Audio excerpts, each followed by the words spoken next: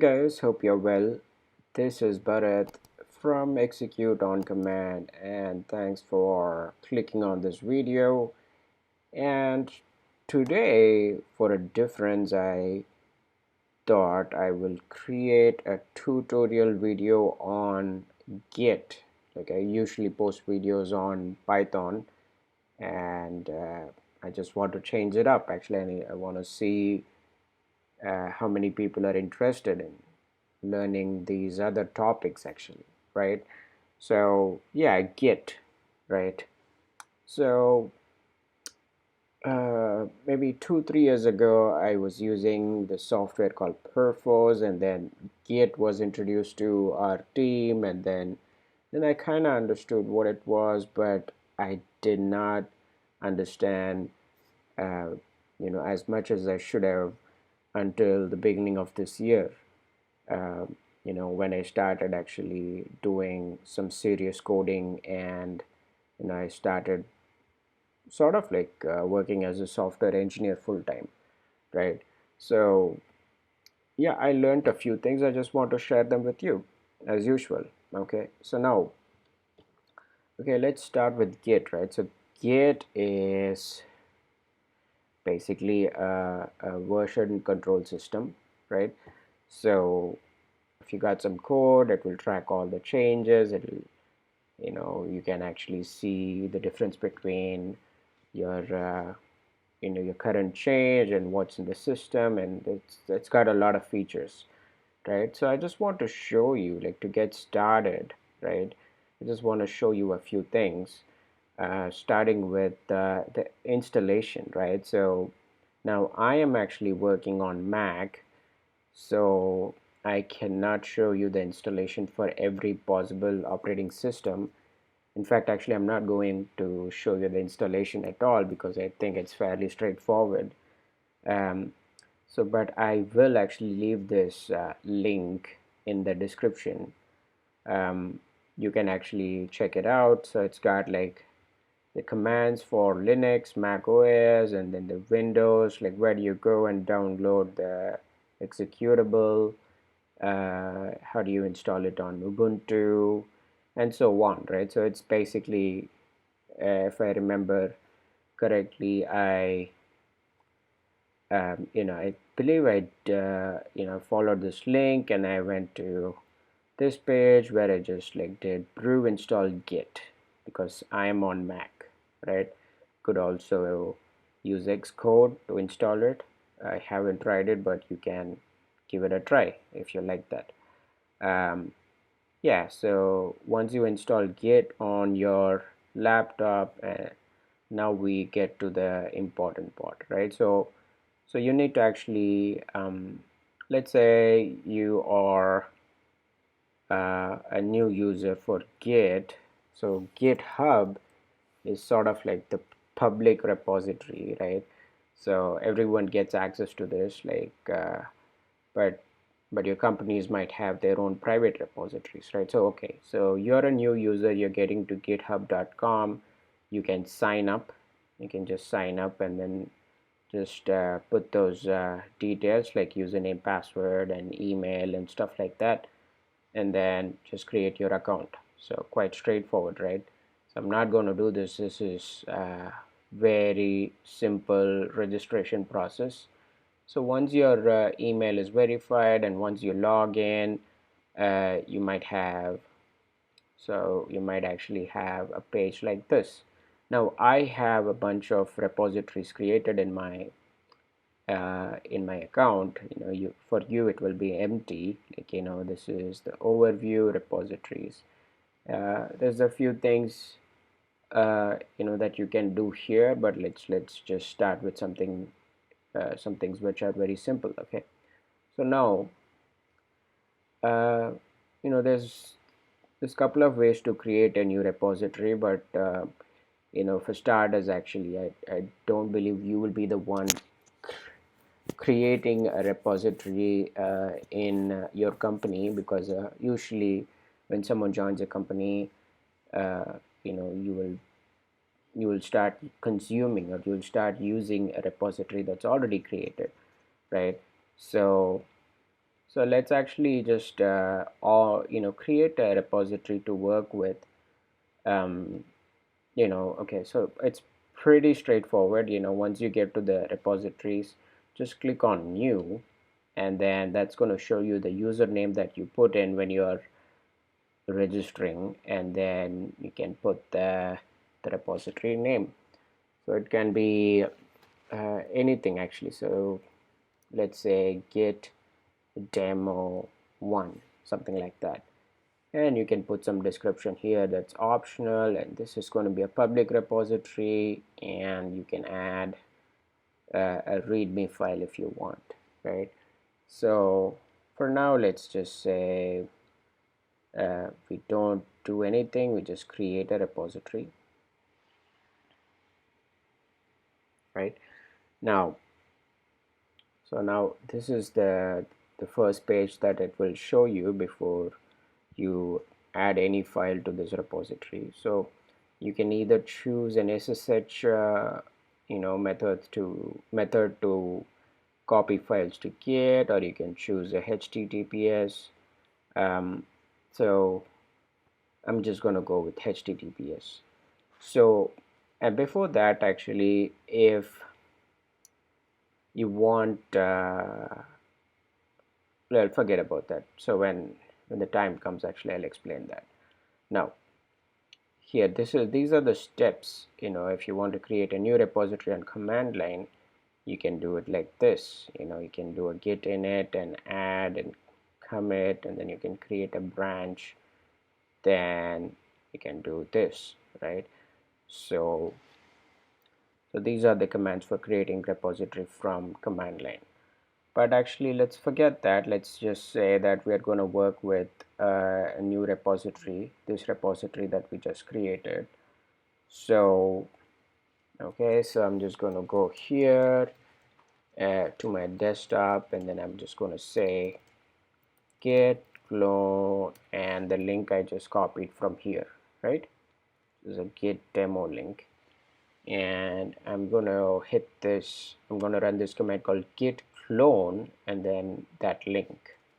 So that's going to give you a directory called Git demo, which is basically your repository. Now this is your local uh, directory, working directory, right? So there is nothing, there's nothing in this directory because we didn't create any files there. Okay, so let's actually start creating some files. So let's say I'm creating a file called file1. This is on my laptop, so I just created a file1. A touch command will just create a file, an empty file, right? And you can see that. And if you do a ls-al, you will see a directory called .git, and that's got a few more files, right? So you don't have to mess with it now. We nothing is mandatory.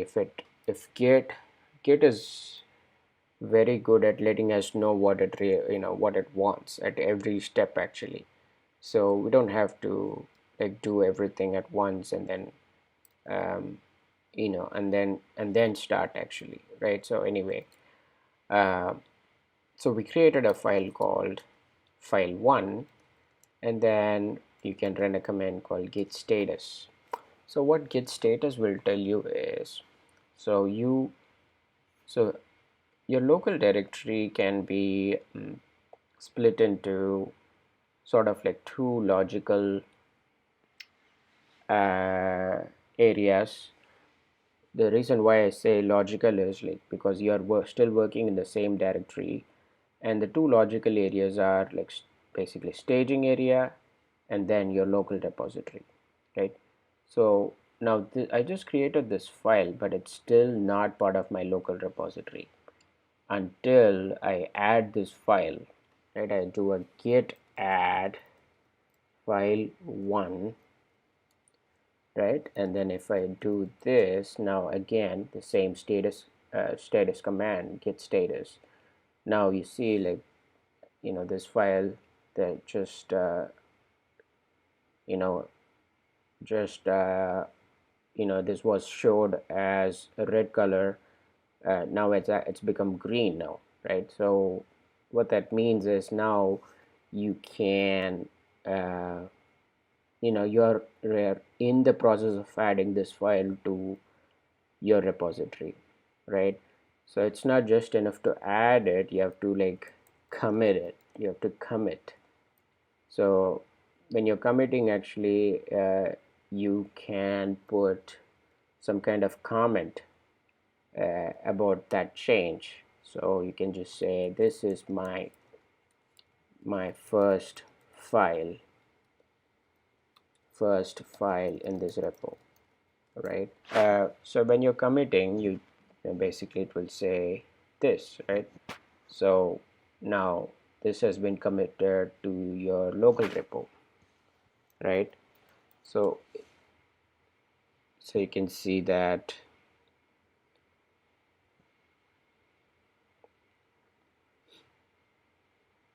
So this is the local repo and there is no more new files. So you committed the files to your local repo, but it still hasn't been pushed to this remote repo, right? So now if you do a git remote -v, it will show you all the link actually that you used to clone this directory, right? This local repository, right? Now when you run git push command, it actually pushes the files which are on your local repository to your remote repository. You can see that now this is the file that we created and this is the comment that we added while committing, right? And this is the commit ID. What I mean by that is, so if you do a git log, that will show you a few details about like the change that you did. This is uh, the entire commit, sort of like commit ID. And if you don't want all the details, if you just want everything in one line, there's a command called git log one line, right? So this is a commit ID, and basically our git repo is pointing to master. So what is master, right? So in Git there are several branches. I mean, you could have several branches, but then when you create a new repo, you start with master branch. So how do you know which branch you are on? So this is master branch. So that is git branch command. And how do you create a new branch? There's a couple of commands. One is called checkout. So when you do a git checkout -b, and then let's say you create a branch called bug fix 1, right? So now that new branch is created, and also your local repository has, like, now you've switched to a different branch in your local repository. And how do you know that? You type the same command actually, git branch, right? So that is git branch, and now you can see that this asterisk or star is next to this text actually. So that's the branch. So now why do you need branches, right? So when you're working in production code, you will not be committing the changes to the master branch directly. So at the very least, actually, you will have uh, a different branch where you'll be working and doing the changes and committing the changes to your local repository, then pushing it to your remote repository or central repository, and then you will need to create PRs and such, and we'll look at that, right? But the point is, you will not be working on in the master branch, because that is the branch that will get built and deployed in production, right? So just remember that. Okay, now git branch, right? So now you've got the new branch. So let's say actually I want to add another file here called file2, and then the same thing, right?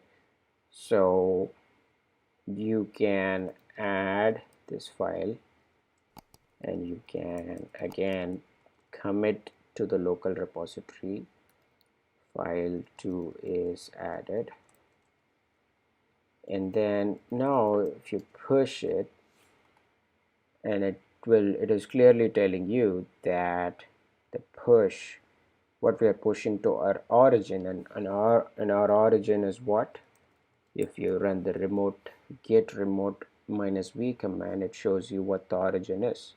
It's this is my username, and this is the repo that we created, and then this is the branch where we are pushing these changes to, right? This is what I meant by, you know, Git is very good at telling us what it needs exactly. So when I tried pushing, it says, okay, what is the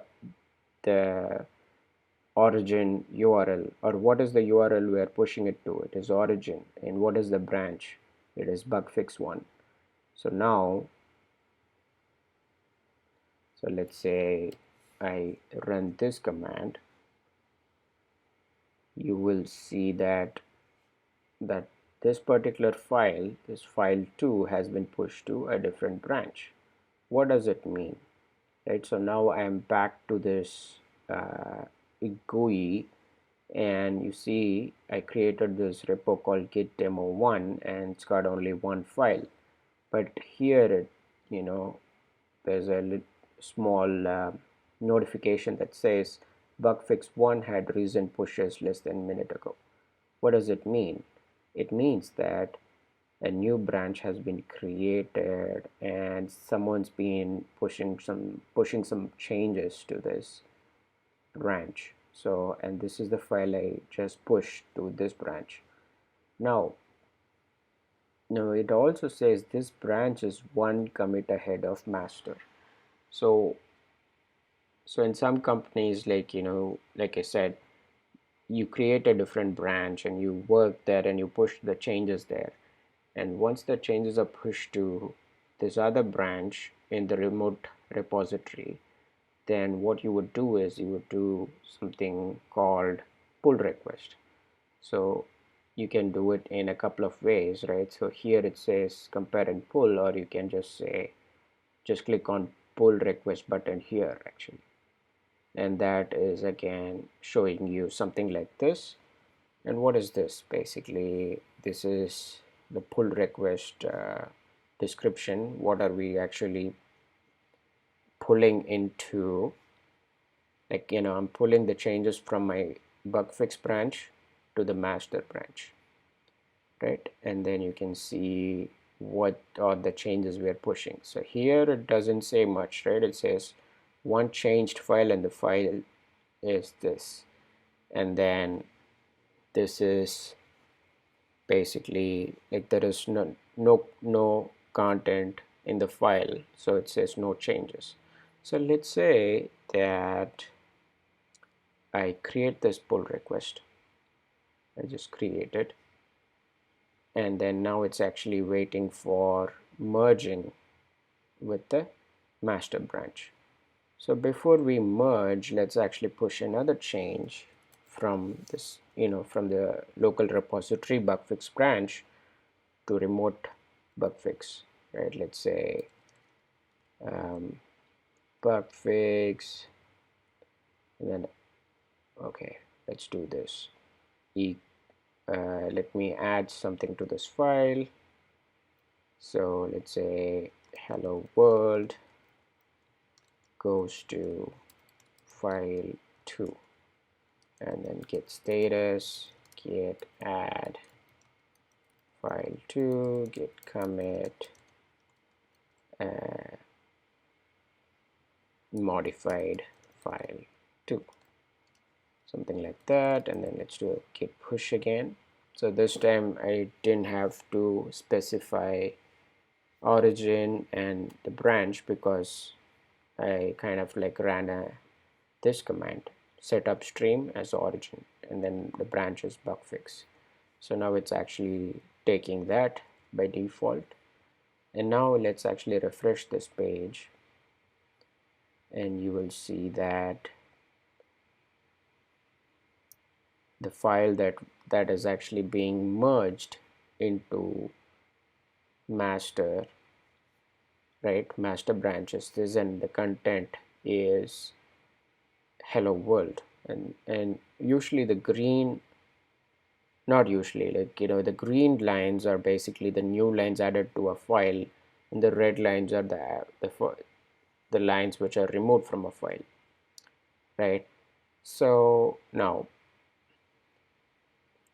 so it's all good. So once you do this, here it's actually giving you the merge option, but in companies you will have to go through some code review and approval here actually, and that can be, that all can be configured in GitHub actually. So I'm not showing you those things here. I myself didn't have to learn about those things. Those are called web hooks, and you can actually set up those rules in here in the settings, right? Basically, settings like, okay, it needs a couple of approvals, one approval before you can merge, and things like that. Okay, here this is my personal branch, and I have all the liberty to merge my changes. So I just go ahead and do a merge. So when I merge, what happens is, now I see a status called merge under this PR. So this is PR number 1. So you can see that over here. So this is a pull request 1. And let's go back to the code in this branch. So now I can see file 2 with the latest changes here, right? But does my local repository master branch have those changes? So how do I first of all know which branch am I in? I'm in the bug fix branch, right? So I do a git branch. So, and that shows I'm in the bug fix branch, and I switch back to master branch. So this time I'm not doing a -b git checkout -b master, because master already exists. I just want to switch to it. Now let's actually look at the files in the master branch. In my local repo, it's got only file 1, because the way file 2 was added was basically we added another branch and we created a file there when we pushed the changes to remote repository, and then we did a PR pull request to pull the changes from bug fix branch into master branch. So now I know that the remote repository master branch has some changes, so I want to pull the latest changes from remote branch, from the remote repository to my local repository, right? So there we go. So I just did a git pull, and that brought all changes from remote to local. And I check file 2 has hello world. So this is one, yeah, there's a bunch of things that we learned there, right? So we learned about git pull for pulling the latest changes to local. Pushing is for sending the changes that we made in our local repository. It could be master or a different branch, and pushing it to a remote repository and creating a pull request and all that. Okay, so now what? Now let's talk about merge conflict.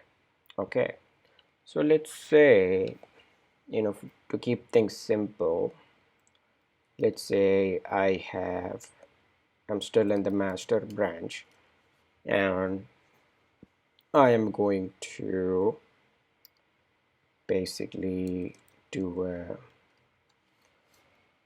so I'm just going to add another line to file 2.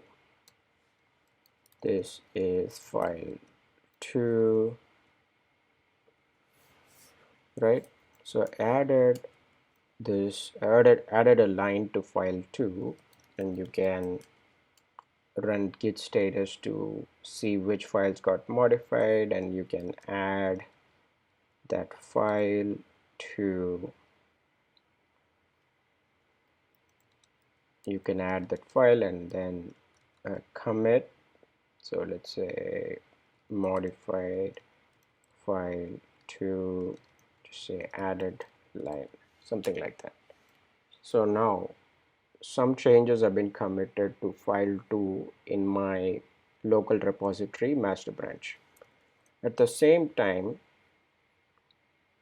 in the repo I created, let's say another developer has modified the same file, and the changes that I made in my local repo has not made it to the remote repository, right? So now another developer, let's say, has been making changes to this file, and then he's been pushing his changes and doing a pull request and then basically merging his changes. Let's say another developer, or let's call him engineer added a line here, and then I'm doing the change on GUI just to kind of like simulate the situation, right? So just imagine that another developer has done the changes, pushed his changes, did a PR from his branch to master, and then this line got added, right? And then now let's say I am actually trying to push my changes to a remote repository, and it complains. It says failed to push some references to this. Basically, updates were rejected because the remote contains work that you do not have locally. So that means actually there's something newer in the remote repository that's not in the local repository. So I'm just going to do a pull, but pull is also kind of failing. It says auto merging file 2 and there is conflict, because what had just happened was I was also modifying file 2 and another developer has modified file 2, and he actually pushed his changes to the remote repo while I was working on this file, right? So now when I try to pull, it's complaining about some kind of conflict in this file. So let's actually look into this file, and I use a VI. You can use any editor.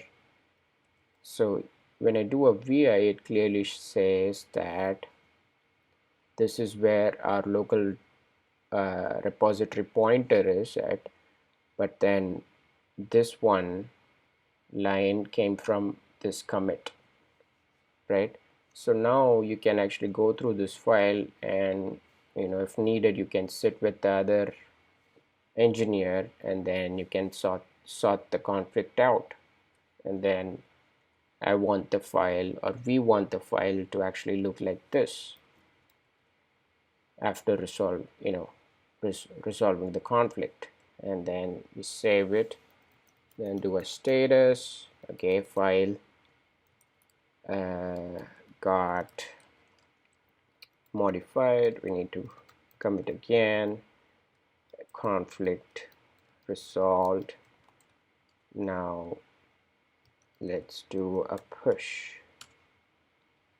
Now this time it will go through fine, and when we go here to GUI and then check, that's basically the file, how we want the file to look like,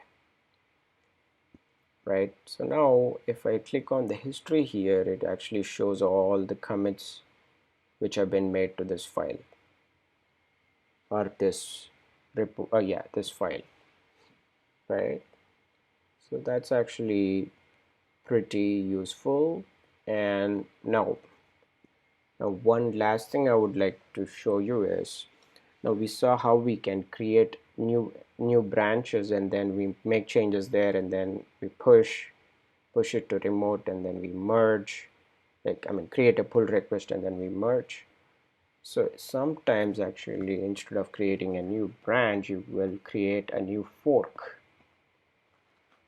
I'm sorry, so you will fork a repo. Like let's say for the purpose of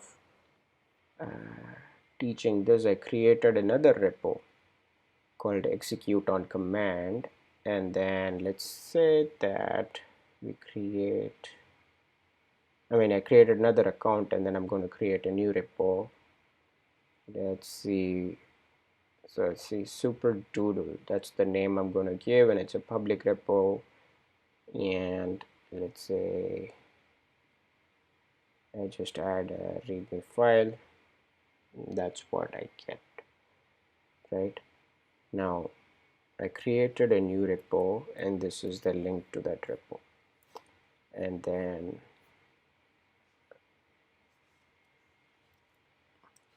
this is the new repo, which is under a different account. Like in a company, this will be your team's repo, and you will have your own individual account repo. So what you will do is you will go to your team's repo, and then you will not be making changes to this directly. Sometimes you cannot because your access is restricted. What you can do is you can fork this repo. So you click on fork, basically you see, and then this repo is being copied into your individual space, namespace, right? So now you can see that this account is my account, which is different from the execute on command account. But then the super doodle repo has been copied into my account. Now here is the readme file that I created. It's all great. Now I can get the link for this account by going to code and then getting a HTTPS or SSH link, and then just like how I cloned my repo in the beginning, I just do the same thing again. I just want to be in a different directory while I do this. I don't want to mix and match. So I do a git clone, and then this is the repo that I just forked. So now I've got it, right? So I got super doodle, and this is the readme file. So now let's say I want to add a file to this repo, and before that let's do a git remote -v. You can see that the origin is your individual account, in this case my account, and then the repo. Now I'm actually adding a file, and let's say git add file to git commit added second file, and then now I'm just pushing this out to my individual repo, right? So super doodle and my account repo, right? So now I do this, and then the file 2 has come here. Now here also I can do a pull request, and the pull request is for merging changes from my individual account into this other account. And in your case it will be your team's account or another team's account slash repo, their repo, and you're doing some changes, right? And you're bringing the changes from your fork, master, or any other branch, in this case master, and then you're bringing in this new file. So we do create pull request, create, and then what you will realize is that for that repo you won't have the merge privileges. Okay, and again if you go to the actual team repo, you will see that there is a pull request waiting, And then if you go to the pull request, you will see the details and then what file got changed as usual, right? File 2 got added, and then this is the conversation. Now here, if you add some more rules in the settings, it will ask for your approval, and you can do code review. You can look at files changed, compare the difference. You can leave the comments here, and then they can respond here, and then you can have sort of like a discussion before you actually approve everything and merge the changes. Once you merge the changes, now the actual change, which is just adding this file, will be merged to this team's superdoodle repo or the team repo, whatever it is. So that's basically what a fork is, right? Now let's say like another developer has been working on team this team's repo, right?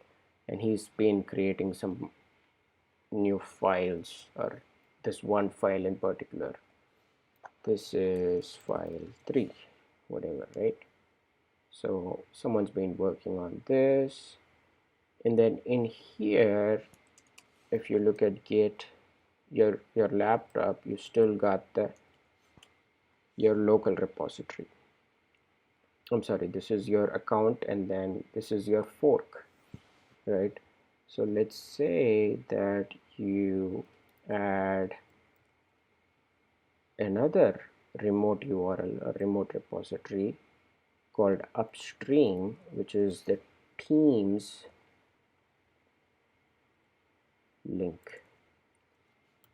This is the your team's repo link. Now if you look at your local, this has got something, right? But you know that we just added file 3 to this and we don't have it. And if I just do a git pull, and that will say everything is up to date because my fork is not updated. What's got updated is this upstream URL. If you look at the upstream URL, it's the execute on command / superdoodle repo. So this is the teams repo that got updated.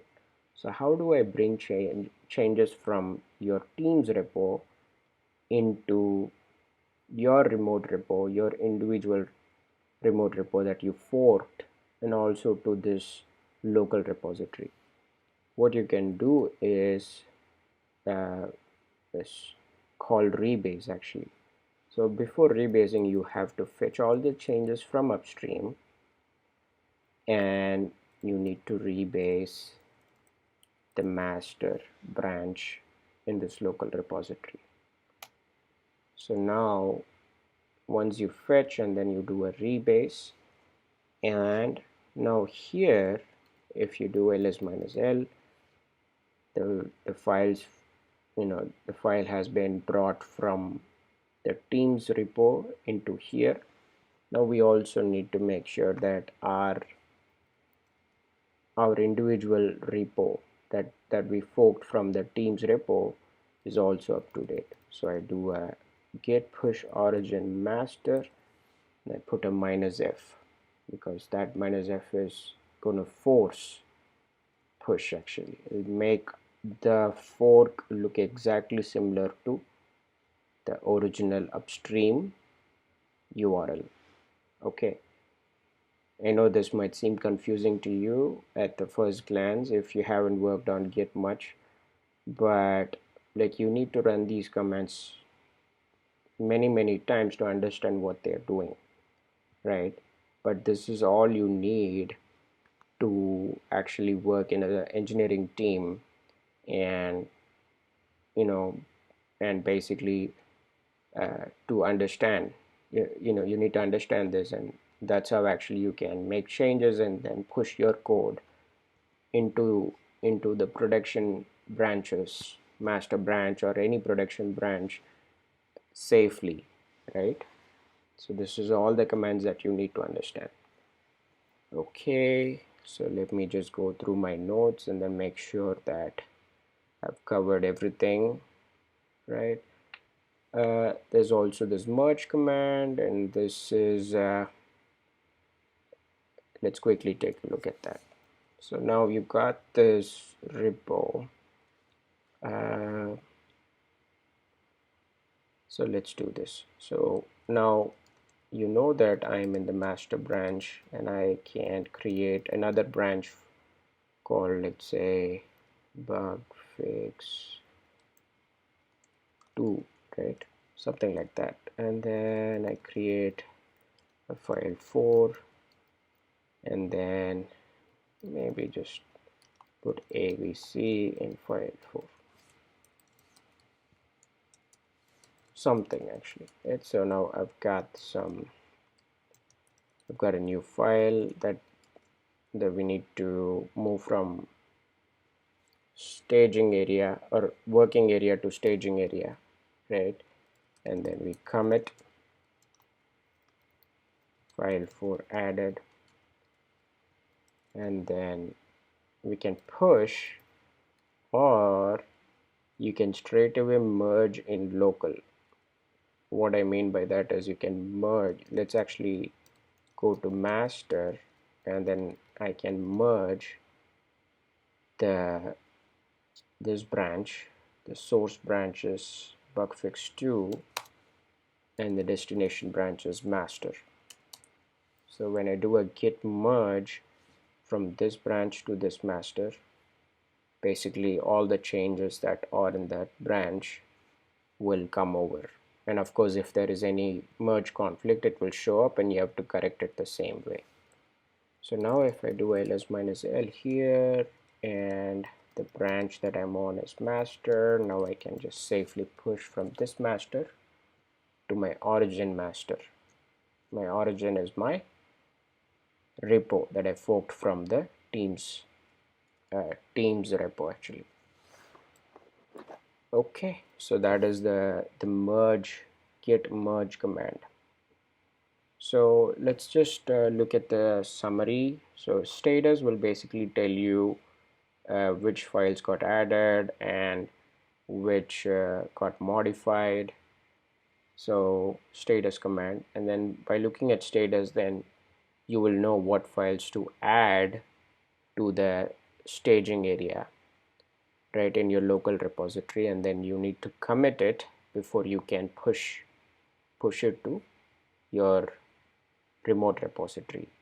And before pushing, you need to always do a pull, because you're not going to be the only one working on um, your repo, in a company typically, right? If you're a student and then you're working on your own project, that's probably uh, that probably could happen, but you know but in a typical company scene, you will have to do a pull to pull the changes made by other engineers into your local repository. So that's pull. Then pushing your changes from local repository to remote. And then checkout is the command I use to create branches or switch from one branch to another. Merge command I just showed you for merging from one branch to another. Then fetch command and rebase command are for basically um, making sure your fork, the local repository, reflects all the changes in the upstream repository. And then git log command, and yeah, that's basically all the commands. And this one's a long tutorial, and it's sort of like spontaneous, and it's really late. I wanted to make sure I push a video out for you guys today. So all right, so if you have any questions, please do comment in the comment section, and if you want me to discuss about a different topic, then you can actually comment about that as well. And please subscribe to my channel, and I hope you are liking my videos and you're able to learn a few things from it, and see you in another video very soon. Bye bye.